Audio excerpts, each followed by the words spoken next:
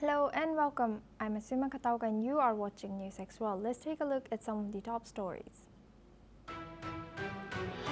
Treasury Secretary Scott Bessent says that the US has the makings of a deal with China ahead of a tariff truce deadline of August 12. Meanwhile, global markets have jolted after dozens of nations were hit with steep tariffs rises as Canada says a deal could be weeks away.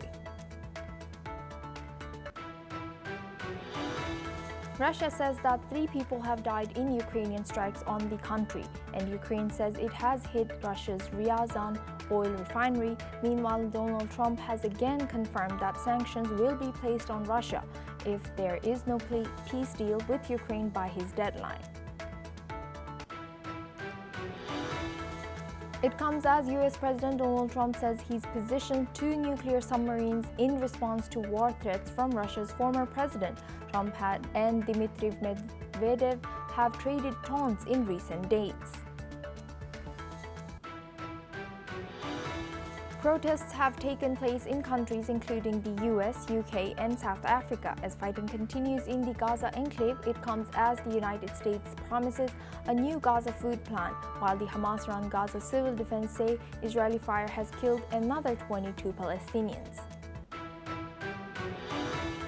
Meanwhile, the U.S. envoy Steve Witkoff has met with families of the Israeli hostages held in Gaza nearly 22 months after they were seized in Hamas's October 2023 attacks. According to the hostages' main representative group, he earlier also visited Tel Aviv's hostage protest square. Indian officials have confirmed that India will continue to buy Russian oil regardless of the recent threats of penalties made by the US President Donald Trump. However, Indian Ministry of External Affairs nor White House has commented on this issue yet.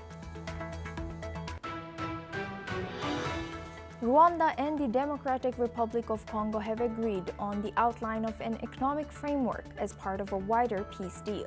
Rwandan-backed M23 rebels and the DRC military had been involved in deadly clashes, displacing large numbers from the eastern DRC population. Jordan's armed forces has killed 2 armed individuals after foiling an infiltration attempt from Syria into Jordan. According to the Jordanian military, the incident marks yet another escalation along the Syria-Jordan border in recent months. In a sharp rebuke, an Israeli advisor accused French President Emmanuel Macron of giving Hamas a reason to reject the Gaza ceasefire deal. Dimitri Gendelman criticized Macron for equating Israeli hostages with Palestinian prisoners, calling it moral blindness. Meanwhile, grief swept Gaza as Palestinians mourned loved ones killed while trying to collect aid. At Al-Shifa Hospital, families wept over the bodies. A mother who lost her 3rd son blamed U.S. envoy Steve Witkoff's visit and Israeli fire. Medics say Israeli forces shot aid seekers near a U.S.-backed site. The Israeli military says it is investigating this incident. Let's have a look at what the mother of one son of the person killed had to say. عمره 16 سنة أحمد فارة استشهد وهو رايح يجيب طحين من السريم من مصايد الموت المصايد والفخوخ اللي بحطوها. صاروا امبارح قدام المبعوث الأمريكي وينظموا السير وينظموا المعونات ويسلموا الناس بأدب. يروحوا يشوفوهم مالات يجي ويدكم في جهان يجي ويشوف ايش بصير في اولادنا يجي على المستشفيات يشوف المرضى المرميين على الارض مش ملاقيين لهم اسره يناموا عليها ولا ملاقيين علاج ولا ملاقيين بلاتين ولا ملاقيين حتى مخدر يخدروهم ولا ملاقيين اي حاجه يحطوا لهم اياها يجوا يشوفوا الناس اللي بتموت من الجوع. رساله شكر اي رساله شكر اللي بدهم نبعث له اياها. يجي يشوف ابني الصغير طفل هذا الولد الثالث قبل شهر راح لواحد وهي هذا الثالث اليوم راح يجيب الاكل والشرب مغمس بالدم غمسوا الطحين بالدم روحوا شوفوا الطحين مربى في. Now we're joined by Professor Kobe Michael. He's a senior researcher at the INSS and Miskov Institute, joins us live from Israel. Thank you, Professor, for joining us today. Welcome to NewsX World. Now, Israeli advisor Dmitry Gendelman has criticized President Macron for equating Israeli hostages with Palestinian prisoners. How do you respond to this accusation, and what is Israel's stance on international leaders making such comparisons? Hello, thank you for having me. Such things that have been heard from President Macron actually reflect is not less than idiotism. The idea of comparing between innocent civilians that were abducted and they are captured as hostages in the tunnels of Hamas in the Gaza Strip by this barbaric murderous organization to terrorists that were convicted in the court after terrorizing, killing, and murdering people is something that I don't know, nobody can understand. And eventually, President Macron, in a very systemic manner, not only supports Hamas, although he says that he is not, but in his political behavior and in his declarations, he actually provides Hamas with, I would say, a sort of encouragement that brings Hamas to refuse to make the required step forward in the negotiation and to refuse to end the war, or at least to cease the war, more than 4 weeks, and to put on the table new demands in order to pressure Israel and in order to ensure or to assure that it will remain as the effective sovereign power in the Gaza Strip. And he has the support of President Macron, of the Prime Minister of UK, the international media that echoes and amplifies the false narrative, the false starvation narrative of Hamas, and so on and so forth. And instead of helping Israel and helping the Gazans themselves to cease the war, they actually encourage Hamas to continue the war. And Professor, now with grief sweeping Gaza and the tragic loss of life during aid collection, how does Israel view the impact of these humanitarian issues on its military strategy and ongoing operations? Israel stands before three major alternatives. The first one is to reach to an agreement with Hamas, and as it looks now, the probability is lower and lower due to the reasons that I have mentioned before.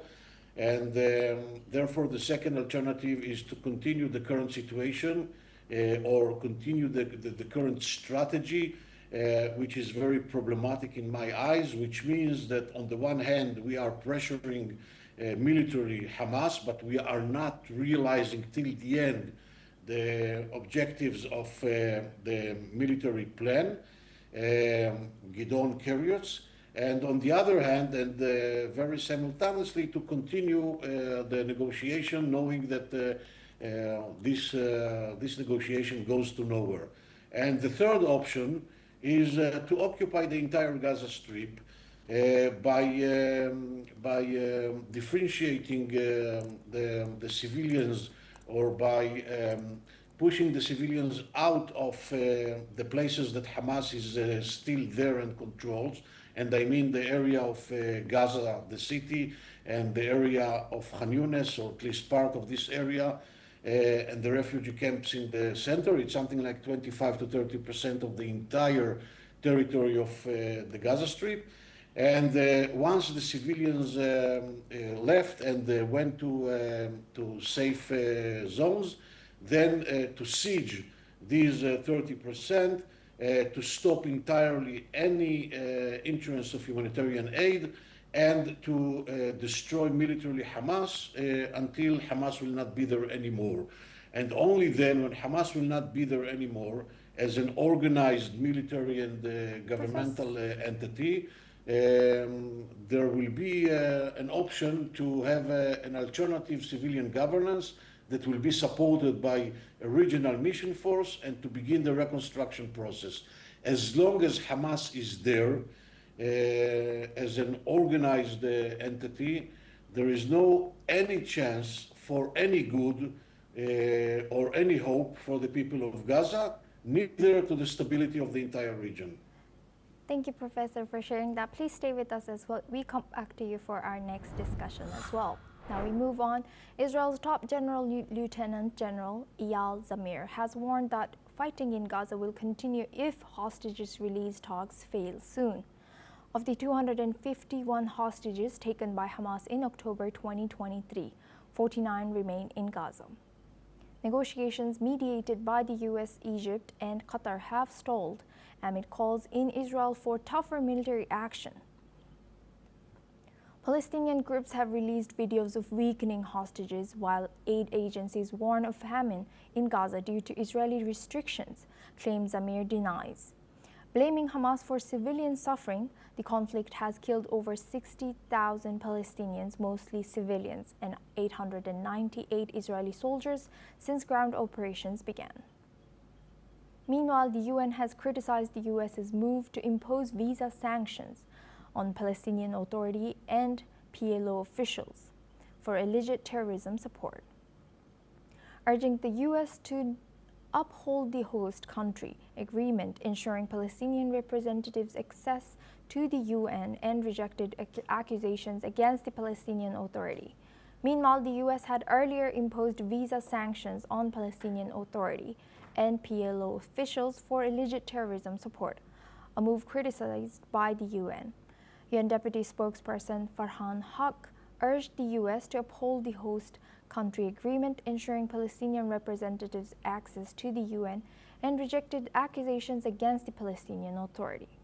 Here's what Farhan Haq, Deputy Spokesperson for Secretary General of United Nations, had to say. On this is, of course, that the United States will continue to uphold its own legal obligations under the host country agreement, which, as you know, allows for people to come into the country in order to go about UN business here at headquarters. Now we are joined by our guest discussion, Professor Kobe Michael. He's a senior researcher at the INSS and MISCOP Institute. Thank you, Professor, for staying with us. Now, Lieutenant General has threatened to continue fighting if talks fail. So what steps is Israel taking to push these negotiations forward?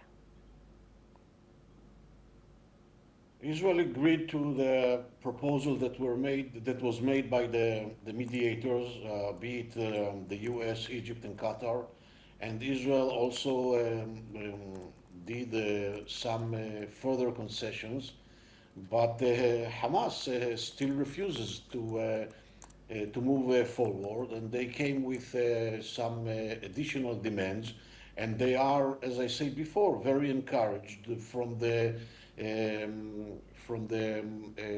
reactions of the international media and the international community, mainly the UN, because they see that they are able to get what they were supposed to get from the negotiation or from the agreement based on the negotiation.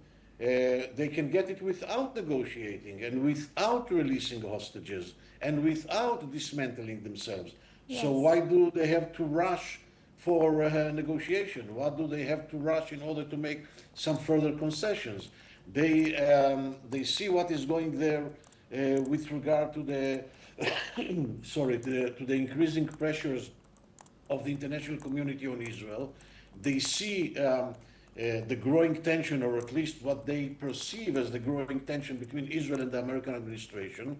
They see what is going there in the Israeli society, the rifts, the disputes, the gaps, the tensions between the civil society and the government, military echelon and the political echelon. So why do they have to rush? They have no problem to sacrifice thousands of Palestinians. They said it repeatedly in the clearest possible way. We are ready to sacrifice more 100,000 Palestinians for the sake of the victory. So they kill by themselves, they murder Palestinians who want to reach to the distribution centers in order to get humanitarian aid. They loot and they steal the humanitarian aid of the UN and other organizations that comes to the Gaza Strip. Professor, we are running short of time for this discussion. Thank you for joining us today. Now we move on. Iran's President Masoud Pezeshkian has arrived in Pakistan for a 2-day state visit, his first since taking office. He is visiting at the invitation of Prime Minister Shehbaz Sharif. Pezeshkian is joined by a top-level delegation, including Iran's foreign minister. He will meet President Asif Ali Zardari, Prime Minister Sharif, and Pakistan's army chief. Talks will focus on strengthening political, economic, and cultural ties, with Gaza and regional tensions also in the agenda. The visit follows the 12-day Iran-Israel war and comes after Iran's offer to mediate during the India-Pakistan military flare-up earlier this year. Now we are joined by Ross Feingold. He's a political analyst, joins us live from Taiwan. Thank you, Ross, for joining us today. Good to see you. Now, Iran's president is visiting for his first state visit to Pakistan. What are the key objectives of this visit? Frankly, frankly, for both sides, Pakistan and Iran, we're talking about two countries that don't have a lot of international friends. They have powerful friends. They're friendly with China and with Russia. But generally speaking, they don't have broad support in the international community. Neither of them is really engaged across trade or cultural or other spheres. Obviously, Iran has its customers for oil exports, but these are countries that struggle for friends in the international community, so it's no surprise, especially given certain shared interests. They have some common enemies in rebel organizations, for example. So it's not a surprise that they'll seek to strengthen their bilateral relationship, but there's something that's really important that needs to be emphasized, which is given the Trump administration's recent intervention in the short Iran-Pakistan war, which Pakistan was very grateful for. Pakistan really made a great effort to publicly thank the Trump administration, and the other side of that, India was not happy about the U.S. intervention. So it's a bit peculiar that Pakistan would risk angering the Trump administration by having such a high-profile visit of Iran's president. Frankly, I think this is kind of silly and a mistake by Pakistan. Thank you, Ross, for sharing that. Please stay with us as we come back to you for our next discussion as well. Now, Ukrainian military today has said that it had struck oil facilities inside Russia, including a major refinery as well as a military airfield for drones and electronics factory. In a statement on Telegram, Ukraine's Unmanned Systems Forces, which specializes in drone warfare, said that they hit the oil refinery in Ryazan, about 180 kilometers southeast of Moscow, causing a fire on its premises. The USF also said that the oil storage facility in the Voronezh region was hit. THH USF, however, did not specify how the facilities were hit. Russia has not yet commented on these attacks on its infrastructure sites. In addition, Ukraine's intelligence agency, SBU, said that its drones also hit a Russian military airfield, which has been used to launch waves of long-range drones at targets in Ukraine. The SBU said that it also hit a factory that it said supplies Russia's military-industrial complex with electronics. The Russia-Ukraine war continues to rage on, even after 3.5 years with no ceasefire in sight. Now we go back to our guest discussion with Ross Feingold. Ross, thank you for staying with us. Now the attacks are continuing and they are becoming heavier or intensifying. Given this electronics factory and also given these news coming in, does this indicate a shift in Ukraine's strategy? And how do these strikes affect the resilience of Russia's war efforts and its ability to sustain the operations?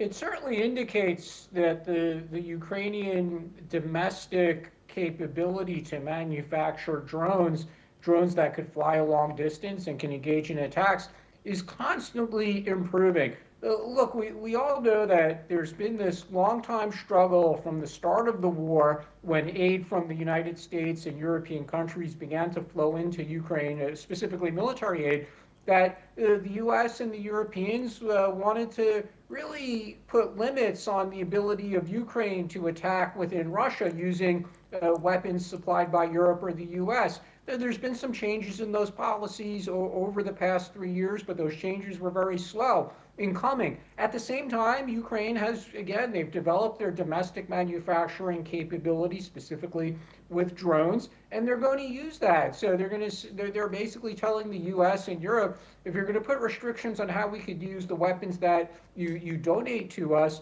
we're still going to develop our own capabilities. What is also worth noting here, though, is Ukraine could hit as many targets as it can within Russia, as many military-related or energy-related targets, but that doesn't change what's going on the ground in eastern Ukraine. Russia is not going to say, okay, we need to have a ceasefire because Ukraine hit an oil facility or a drone manufacturing facility within Russia. So yes, this does some damage to Russia. It shows flaws in Russia's air defense capabilities. It's hugely embarrassing for Russia, but ultimately these kinds of Ukrainian attacks do damage, but they don't change what's going on the ground in eastern Ukraine. And Ross, now building on your answer, how are both sides adapting to this new technological edge in battlefields? That's a really interesting question, and it shows or it goes to a challenge for both sides, both Ukraine and Russia. They need to invest constantly in their drone manufacturing capability. That requires a lot of cash. It requires talented engineers. It requires components which they have to source, often from outside of Ukraine or Russia. Russia, being under international sanctions, has faced a lot of challenges. They get some components from China, some they acquire illegally for people who are willing to violate US or European sanctions. But the same challenges or similar challenges also exist for Ukraine. Again, it requires a lot of personnel, talented personnel, and it requires a lot of money. So both sides are facing that challenge, and that's just part of their overall warfare planning. It would be difficult to forecast who's going to win the battle of the drones. The one thing that we do know is both sides have constantly improved their drone capabilities. Thank you very much, Ross Feingold, for joining us and sharing your expertise as a political analyst all the way from Taiwan. Now we move on to our next news. According to reports, Russian President Vladimir Putin will meet Malaysian King Sultan Ibrahim in Moscow on August 6th. The two leaders will discuss further developing Russian-Malaysian relations and current international and regional issues. The Malaysian King will be visiting Russia from August 5th to 10th. This comes after a meeting on 14th May with Malaysian Prime Minister Anwar Ibrahim, where Putin extended an invitation to the king to visit Russia. The Kremlin spokesperson Dmitry Peskov noted that the Kremlin attaches great importance to its relations with Malaysia, and that much is being prepared for the upcoming talks between Putin and the Malaysian head of state. Now for this discussion, we are joined by Andrew Latham. He's a professor of international relations, joins us live from Minnesota. Thank you, Andrew, for joining us today. Good to see you. Now, President Putin's upcoming meeting with the Malaysian king highlights this growing ties between these two countries, otherwise kind of far away from each other. What are the strategic significance do you think this visit holds for both countries? Well, for Russia, it's clear that against the backdrop of the war in Ukraine and the international sanctions that are mostly emanating from the West, the global North, Russia continues to look for friends and partners, especially in the global South, and is having some success there with respect to Malaysia. There's no geoeconomic incentives or imperatives at play here. It's simply Russia trying to trying to bring other states on board, but also to pursue its goal of leading the global south. And in that respect, it's up against China and India in various ways. On the Malaysian side, it's really a little bit surprising given that Russian-backed forces shot down a Malaysian airliner 10 years ago or so. But Malaysia's playing the game of multi-alignment as well. Sometimes it cozies up to the United States and the Western world, but other times it's more than happy to cozy up to China and especially Russia, which presents no immediate threat to it, being outside in many respects the Indo-Pacific region. So it's a win-win. And when we look at what the Malaysian Prime Minister during his visit and now the upcoming visit of the Sultan, it's diplomatic theater to a large extent. There's no big deals being negotiated. It is, from Moscow's side, look at us, we have friends in the global south. From Malaysia's side, it is, we have a great power that we can turn to on occasion when we need support. And as I said, win-win. Yes, and Andrew, now building on your answer, in what ways do you foresee Russia and Malaysia strengthening their bilateral relations during this visit, and how might their cooperation influence broader regional dynamics in Southeast Asia? Yes, well, it looks like the Sultan is going to be not just attending a state dinner, which is diplomatic theatrics to the nth degree, but he's also going to be visiting a number of other regions outside Moscow and a number of, it's mostly commercial, mostly factories and things like that he seems to be planning on visiting. So I think we can see some doubling down of economic relations between the two countries. I don't think those are extensive at the moment, and they're not likely to become terribly extensive, but they're going to be strengthening that. The Southeast Asia and the Indo-Pacific more broadly, of course, are an arena for great power competition at the moment. And small countries, Malaysia, Thailand, etc., are always looking for supporters in this multipolar world and this world of multi-alignment. It is not at all surprising. And of course, the global south doesn't take the Ukraine war quite as seriously as the global west does. For many in the Indo-Pacific region and the global south more broadly, this is a European thing, and why should we care about it all that much at all? So although people in Europe and North America are sometimes astounded by this, it's perfectly rational. That's a European issue, and the Europeans need to deal with it. So I think in that multipolar context, Malaysia is, like all states in Southeast Asia and the Indo-Pacific, looking for multiple partners to help it balance both its regional competitors, but also, of course, the elephant in the room is always China and its aspirations to dominate the South China Sea, perhaps to invade Taiwan. It's got fraught relations with India, territorial disputes, etc. In that context, it makes perfect sense for Malaysia to reach out to whatever great power is willing to lend at least some kind of moral support, if not military support. Thank you very much, and Professor Andrew Latham, for joining us today and sharing your insight as a professor of international relations. Well, that's all we have time for. We will continue to bring more news updates from around the world.